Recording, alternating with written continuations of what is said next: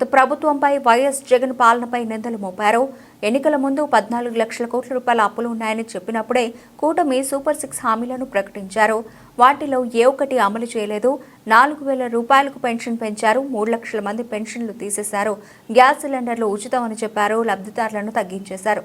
Chandrababu character మొదటి నుంచి ఇంతే. చంద్రబాబును మోసే బోయిల్లా మీడియా యాజమాన్యాలు తయారయ్యాయి.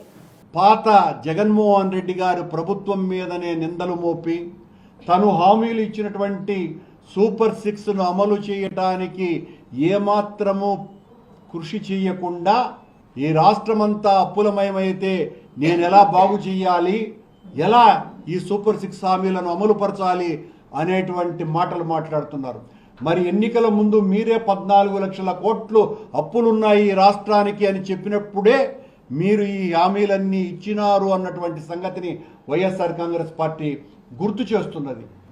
మీరు 14 లక్షల కోట్ల అప్పు ఉన్నది అని చెప్పినప్పుడే దాదాపు 2 లక్షల కోట్లకు పైగా అదనంగా భారం పడే విధంగా మీరు ఈ రకమైనటువంటి హామీలు ఇచ్చినారు. ఈ రోజున ఆ హామీలలో ఒక్కటి కూడా నెరవేర్చకుండా 4,000 రూపాయలు పెన్షన్ పెంచినారు. దాదాపు 3 లక్షల మందికి పెన్షనర్ల పెన్షన్ను కట్ చేసినారు.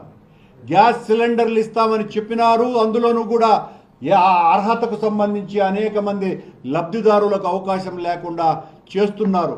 మీ గతమంతా కూడా ఇదే, కొత్తగా వచ్చిందేమీ కాదు. ఇది మీరు మీ సశ్చీలతను గురించి, మీ క్యారెక్టర్ను గురించి అత్యద్భుతంగా మీరు చెప్పుకుంటూ ఉంటే మీకు బాకాలు ఊదేటువంటి, మిమ్మల్ని మోసేటువంటి బోయీలైనటువంటి మీడియా సంస్థల యాజమాన్యాలు మీరు చెప్పిందంతా కూడా వేదవాక్కులేనని, శ్రీకృష్ణుడు అర్జునునికి ఉపదేశిస్తున్నట్టుగా, భగవద్గీత చెప్పినట్టుగా మీరు అసెంబ్లీలో కానీ లేకపోతే పత్రికా సమావేశాలలో కానీ మీరు మాట్లాడుతూ ప్రజలకు చెప్పేటువంటి బోధలన్నీ కూడా ఆ భగవద్గీత సారాంశాలే అన్నంత గొప్పగా మీరు చెప్పిందంతా కూడా ప్రతి ఒక్కటి అక్షర సత్యమని, ఇంత దారుణంగా జగన్మోహన్ రెడ్డి రాష్ట్రాన్ని కుదేలు చేశాడు అని, మీరు ఒక గొప్ప